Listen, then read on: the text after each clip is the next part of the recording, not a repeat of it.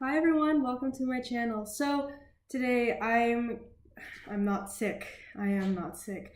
But I can tell that I have depleted immunity. I was kind of stressed out throughout the week, which is very unlike me. I usually just keep myself in a positive manner, positive attitude, but there's things going on in my state's legislature and the state's government that made me stressed out, and I should have just been positive about a lot of things.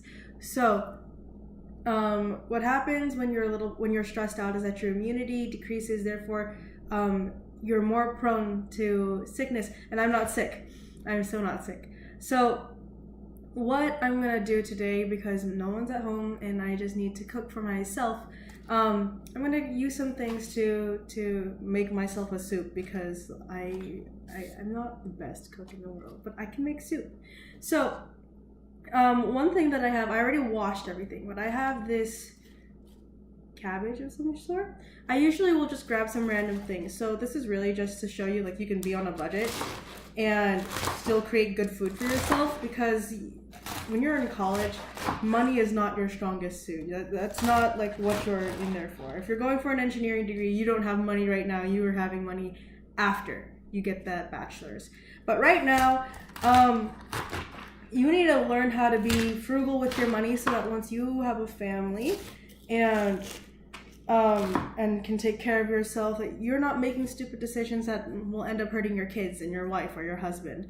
So I don't say this because I've been experiencing that. I just listen to other people's mistakes and they tell me what to do. So I'm just chopping up this vegetable right now.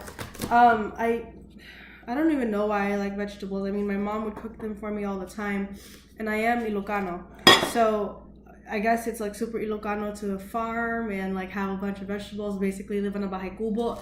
But when I was over in the Philippines, like, my family was eating a lot of pork. But anyway, vegetables have always been a big part of my diet, and so I think it's important that I keep on eating them.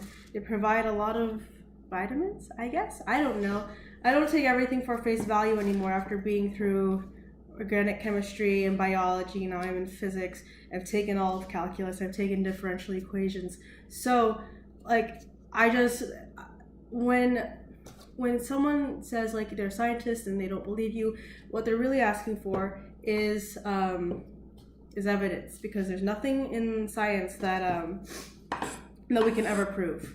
All the mechanisms that we have in organic chemistry, we can't even prove those things. Those are just proposed mechanisms of what we think might happen, but nothing's proven. Same thing in biology. No theory is proven. Everything is supported, and that goes on to show, or that notion or idea is supported, or I don't know if I could say supported, but you can see that also in 1 Corinthians 13, when Paul says that we know in part, that's why we speak in part, or we prophesy in part, or whatever he said that I should remember. He said that we don't know, we only know in part, we don't know in whole yet, which is exactly what a theory is. We don't know in whole, so we know in part. And with theories, they're up for change all the time. They're heavily supported, but we cannot fully face, or we cannot fully believe in them, because we always leave the chance for data to contradict it. And once we find data that contradicts it, then we'll have to change the theory. Anyway, right now I was chopping up radishes. I guess, like, they kind of give off a pungent smell, and anything that's pungent or spicy helps open up my nasal cavity, so maybe that's why I'm having this. Also, I was going to create some matzo ball soup for Passover. I'm not Jewish, but I do love the Jewish traditions. So when I first made matzo ball soup last year, I didn't have any chicken stock because I was a college student with barely any money, and so I just found some random things in my fridge and made a vegetable stock of red cabbage and other things, so my stock was purple, and that's what I liked since then. I mean, I made matzo ball soup once, and then I made it again this year when I was with some of my friends. Anyway, good biology point. With a radish, it's kind of circular shaped, and that tells you it has a low surface area to volume ratio. Circles are actually the most efficient kind of shape to have, and so these are ideal for storage, but not ideal for interaction. So if you have a leaf of some sort, I'm not gonna get the plant right now, but let's say like this leaf right here, all right? This leaf is kind of flat. You can see it's shaped, but when it was like up in its original non-cut form, it was kind of oval shaped, so you can tell it's meant to store energy. But with this one, you see right now it's kind of flat and there's a lot of like ridges in there.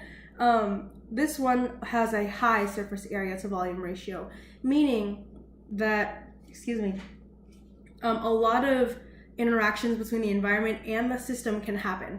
So like in your lungs, you have alveoli in there, and so when you breathe in air, the higher number of alveoli, the higher number of like where your capillaries can interchange or interact with the environment that you're giving into it, can really exchange the carbon dioxide and oxygen a lot, as opposed to just being all clumped up inside, like in just one big clump. But when you spread it out, you have more places for interaction to happen.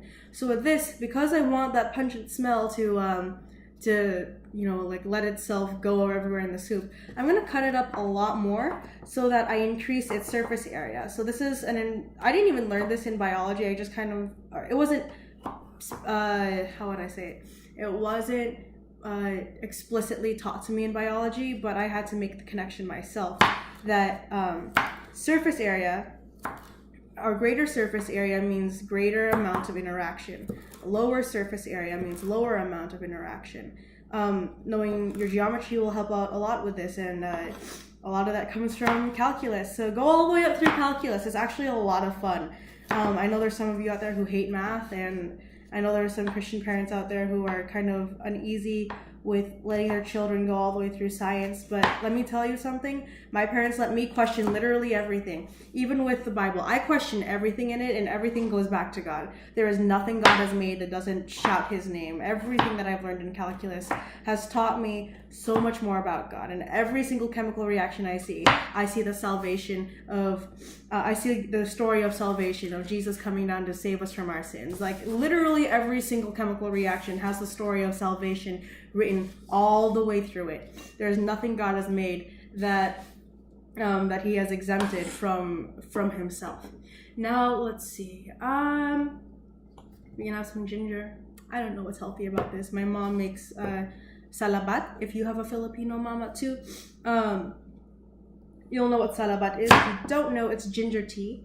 So we don't do the little packs that you find in the store. We cut this one up, shave it off a bit. If I can, I don't know where my what's I think they call it, the scraper thing, the scalpel. You cut that up. You cut up a few slices. Put that in a pot full of water. Heat that up. And that's what you're gonna drink for tea. It's very pungent and I hate it, but it helps, I guess. So see, it's kind of blocky shaped. I'm gonna cut it up some more so to increase the surface area to volume ratio and interaction so that I can get more of the smell in there. Now, let's see. What's another good lesson? I already washed all of these, so don't worry, guys. Garlic and onions. So in garlic and onions, there's sulfur in here. And I guess a lot of you, I don't know how many of you, but I'm guessing that you heard already that hydrogen disulfide, dihydrogen sulfide, H2S, is poisonous, and it is, but you actually have it as a gaseotransmitter in your body. So H2S is actually a vasodilator, and it's in small quantities in your body. So what happens is that when you have H2S released in your system, when I say vasodilator, it opens up your excuse me, your blood vessels. And when I thought of that, I'm like, well, I guess the superstition, or not superstition, the suspicions were true. Excuse me again. that putting garlic on your feet or chewing garlic will make you healthier, something like that. I have an Italian friend that loves to just chew on garlic, and she says that just chewing on garlic makes her like well the next day. And I was thinking maybe it's because of the sulfur content in here, and your body breaking it down and making H2S in small quantities in your body, so that excuse me, I'm not sick, will open up your blood vessels so that you can increase the interaction in your body, so that you can release as much waste and get in as many nutrients as possible. If you're a biologist and you know more than me, and you want to say that I'm wrong, please let me know, because I'm not a biologist. I decided not to do pre-med anymore. Excuse me once again. So anyway, I'll be cutting up these garlic, and like I said, they're kind of circly shaped, or like oval, ellipsoid shaped, meaning that they're not as efficient as a sphere, but they're still pretty efficient at storing things, than like as opposed to, I don't know, a flat plane. Man, talking to you guys is making, I think I'm allergic to making YouTube videos now. I'm not sick. I'm definitely not sick. Okay, let's see. Onion. Let's see if I can cut this without my lab goggles. I really do, honestly, have to cut onions with my lab goggles on. I asked my parents for lab goggles for Christmas one time, and I loved it. They went over my glasses. It was totally fine, but then I honestly have such a hard time cutting these. But anyway, same deal with the garlic. I'm just cutting this one up to increase the surface area to volume ratio. And this one has sulfur in it. And if you know more than me as a biologist, Ricky, if you're watching this, please correct me. I know I took a year of your class, but I forgot a lot of things. So that's why I need some help. And that's another thing with science. Because in science we work on fact, nothing really on opinion at all.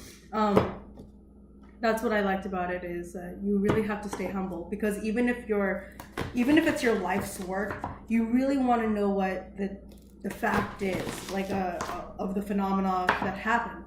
And so you don't know, like, you have to be able to say, oh yeah, you've convinced me, you're right, you have the evidence to substantiate your allegation.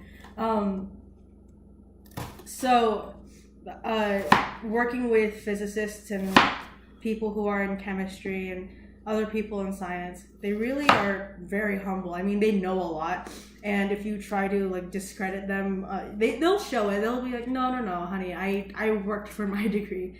But they really are humble, because they do know that nothing we have is fully proven. You can never prove something. You can only support something. And so that was a quality that attracted me to the sciences. But I was already attracted to the sciences for the reason that in chemistry you get to see things explode, and things, I guess, like, you could see things like foam up in different and pretty colors. I thought I was gonna do that. I'm not doing that at all. Organic chemistry is like, it's like boot camp, and I'm crying right now. Oh, I hate onions. But I got through half an onion, or I got through a whole onion without crying until this last portion. Ugh. This is so painful.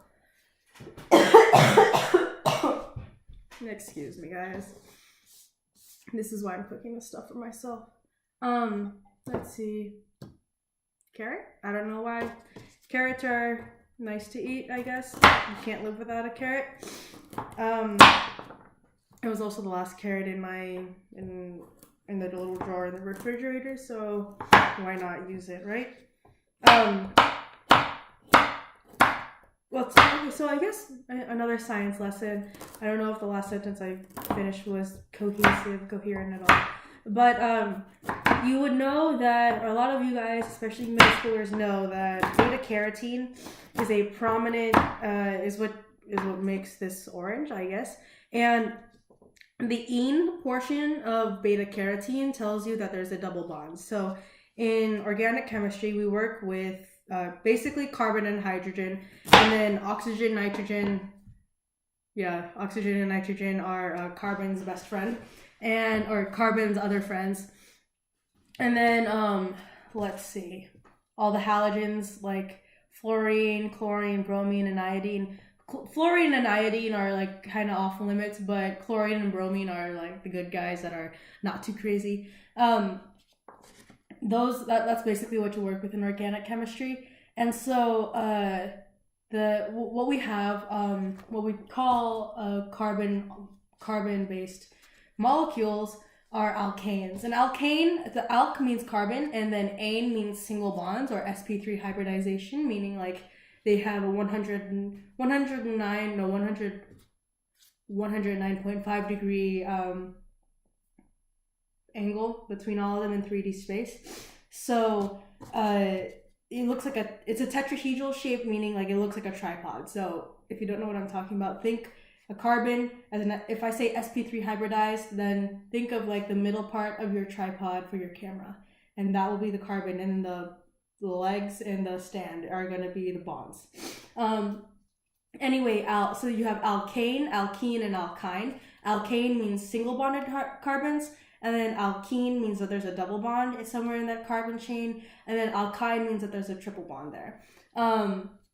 So beta carotene, the ene portion means that there's a double bond somewhere, and then beta, that means it's cis. So cis meaning on the same side. If it's trans, it's on the opposite side. So if you've got a double bond, you have to specify whether or not the groups that are off of the double bond are going to be on the same side, like off of the same side, or like on the opposite side, because that will change that changes the overall interaction with that the molecule will have. It changes its identity. So that doesn't happen with alkanes, only alkenes and alkynes. Well, alkynes are they're just 180 degrees. It's a linear shape. Alkenes, I don't know exactly the angle, but it's kind of like 109.5. Correct me if I'm wrong, please. So, alkynes or alkenes with beta, that means that they're beta carotene just means that they're on the same side. Okay, now I've got my peppers. Okay.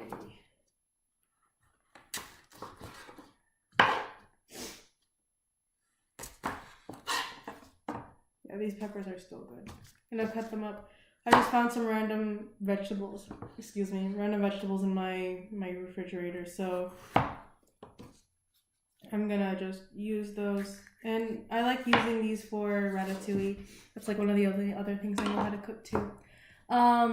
Here's this potato here. I learned from a recipe blog online that you would add a potato into your soup if you want body in it. So I'm gonna do that. I'm not gonna fully make this into like French fry strips, but I'll cut it up just a bit, but like keep it kind of chunky, just so that I don't know, keep the body in there.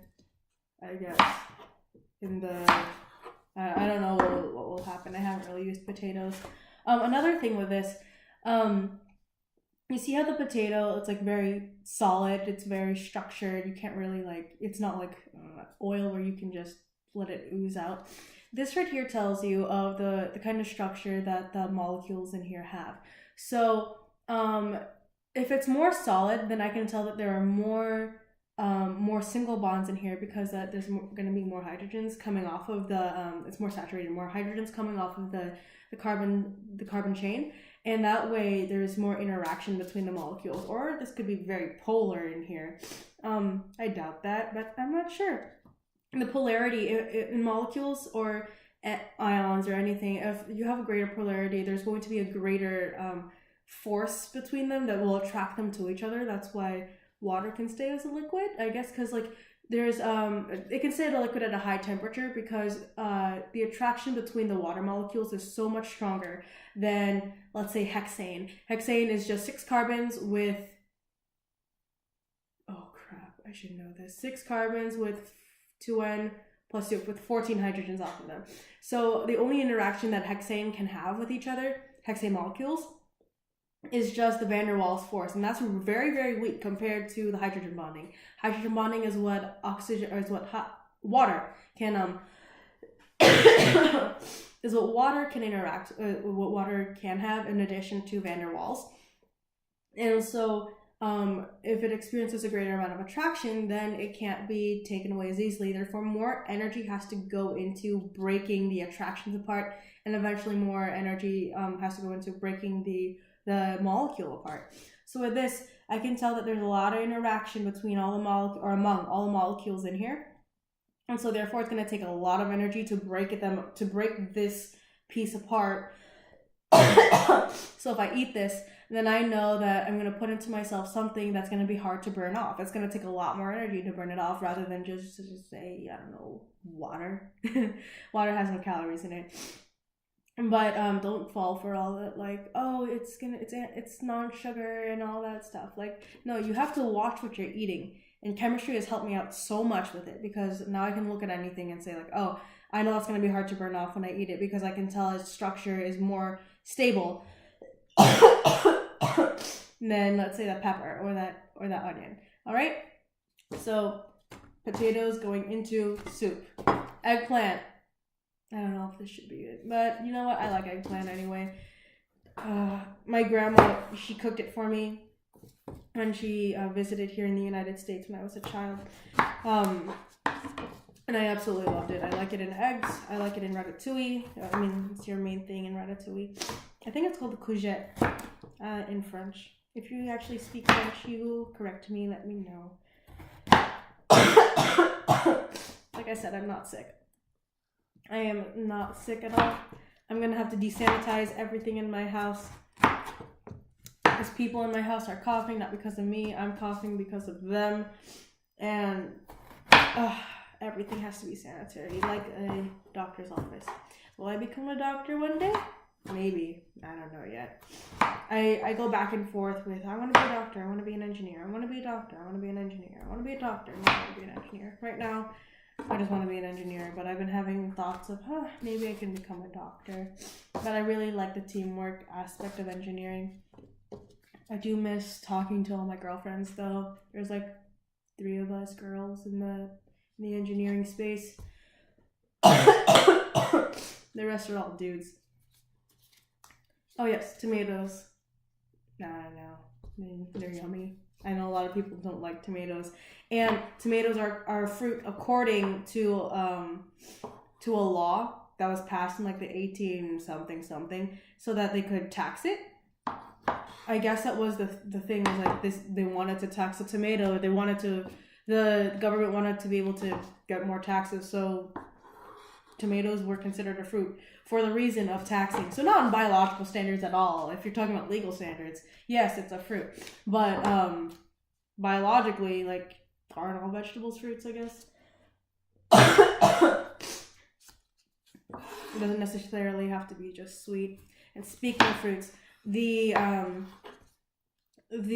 organic functional group that you will know a fruit by is called an ester. So that is a carbon group connected to a single carbon, double bonded to an oxygen, and then on its other side there's going to be another oxygen, single sp3 hybridized, bonded to another R group. When I say R group, that just talks about like carbon chain. It can be anything.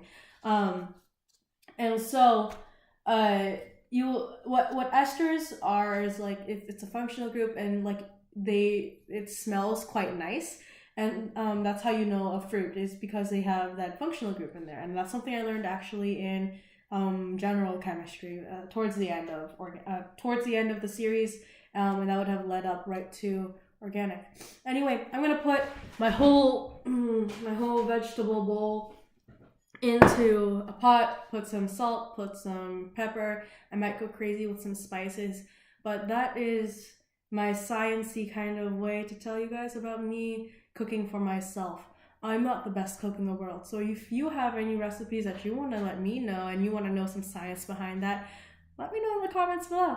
All right, until next time, guys. Bye. Oh, come on.